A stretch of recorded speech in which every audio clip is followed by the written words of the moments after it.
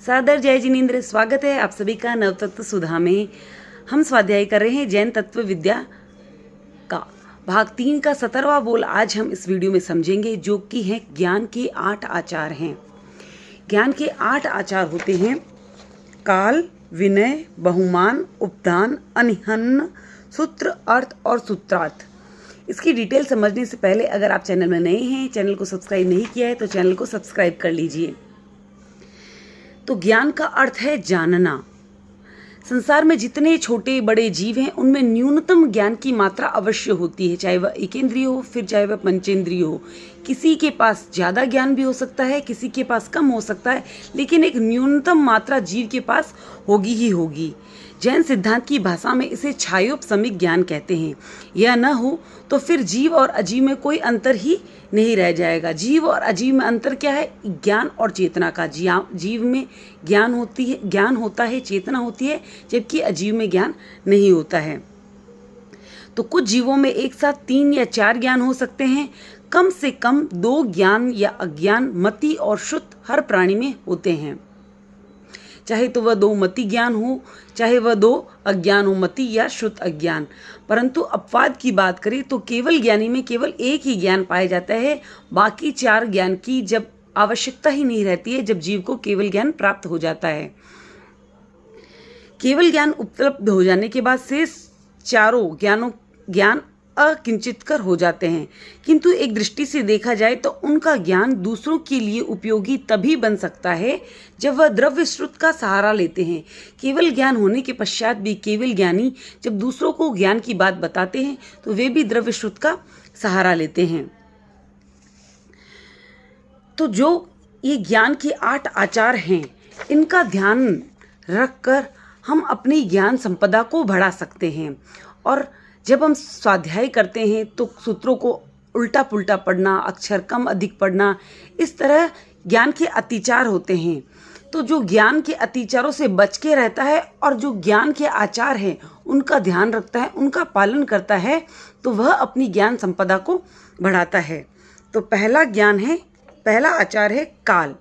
श्रुत का अध्ययन करने के लिए निर्दिष्ट काल में श्रुत का अभ्यास करना। आगम वाणी को पढ़ने के लिए एक निश्चित समय होता है। तो जब भी स्वाध्याय करें तो स्वाध्याय के समय का ध्यान रखना चाहिए। अगर स्वाध्याय का समय नहीं है, जो श्रुत अध्ययन करने का समय नहीं है, उसको हम टालते नहीं, उसमें स्वाध्याय करते हैं तो उसका दोष हमें लगता है। दूसरा है विनय। ज्ञान प्राप्ति के प्रयत्न में विनम्र रहना। कहते हैं ना, विद्या ददाति विनयम। जब तक विद्या है, विद्या से विनय प्राप्त होता है। तो ज्ञान प्राप्ति की, लेकिन यह सापेक्ष बात, हम उल्टी बात कर रहे हैं यहाँ पे। ज्ञान प्राप्ति के लिए भी हमें विनम्र होने की आवश्यकता होती है। जो हमारे गुरु हैं, जो हमें ज्ञान प्रदान कर रहे हैं, उनके प्रति हमें विनम्र भाव दिखाना चाहिए। फिर है बहुमान। ज्ञान के प्रति आंतरिक अनुराग रखना। ज्ञान प्राप्त करने के लिए मन में अनुराग रखना, इच्छा रखना। हम किस ज्ञान की बात कर रहे हैं? हम आध्यात्मिक ज्ञान की यहाँ बात कर रहे हैं। तो जब प्रमाद भीतर में छाया रहता है तो आध्यात्मिक ज्ञान पाना संभव नहीं होता है। तो हमें ज्ञान के प्रति अनुराग की भावना रखनी चाहिए, बहुमान रखना चाहिए। इससे हमारी ज्ञान संपदा में वृद्धि होती है। उसके बाद है उपधान। श्रुत वाचन के समय आयम्बिल आदि विशेष तप का अनुष्ठान करना।